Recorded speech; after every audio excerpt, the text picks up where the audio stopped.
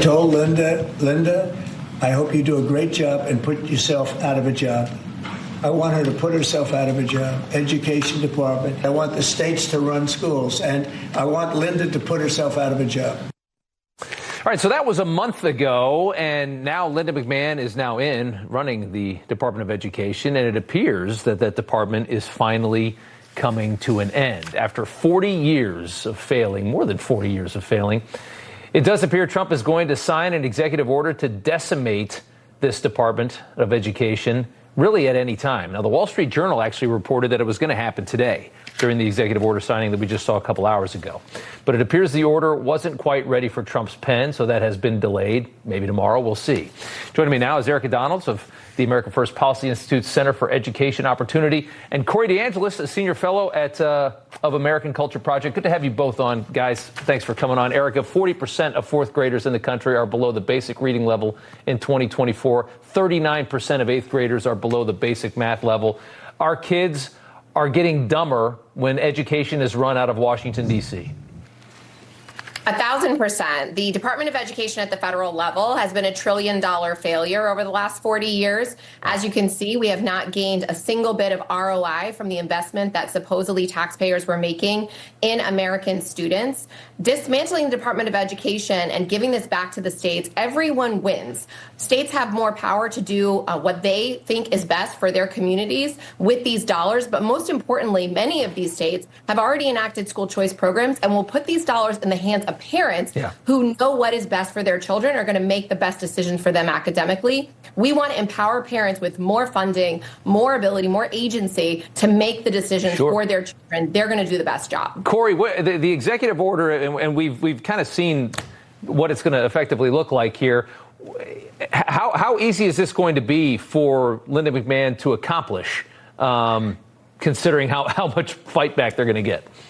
Yeah, look, I hope she gets in there and body slams that unconstitutional department once and for all. But if she can't kill it wholesale, maybe she can give it death by 1,000 cuts and defund DEI initiatives and restructure the department without an act of Congress. I mean, we have 53 Republicans. We have a majority who could band together and vote to eliminate the department. But, you know, the Democrats will filibuster it, and you need a 3/5 majority, 60 votes to stop a filibuster. I don't see 7 Democrats coming along.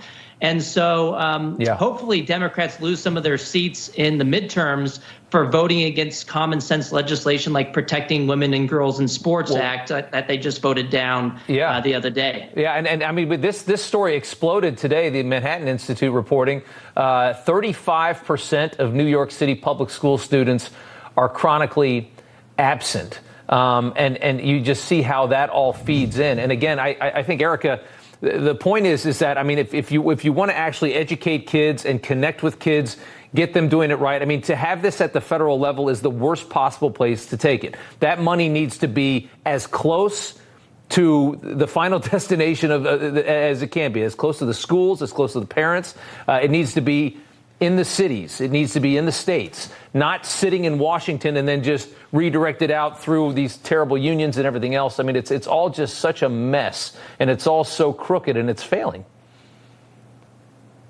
Rob, from the time of COVID, teachers unions all the way to the Federal Department of Education sent the message to parents that going to school in person was not important. Right. That is why we have seen perpetual chronic absenteeism, especially with our lowest income students who, as you just mentioned, most of them cannot read on grade level. They cannot do math on grade level. And in places like Wisconsin, you're talking about single-digit percentage of students in those communities. So why would me, as a low-income or minority parent, send my children to a school every single day and go out of my way when they are not learning anything? Right. I am not getting an ROI out of that. We need to empower these parents. I have met these parents as a school board member, as someone who has run schools. They want their children to get a great education. They are looking for options, but they don't have the agency to do it in a lot of these states. That's why we need to pass the ECCA, the Education Choice for Children Act, in reconciliation. Yeah. And the Department of Education has an opportunity through the executive orders that President Trump has already signed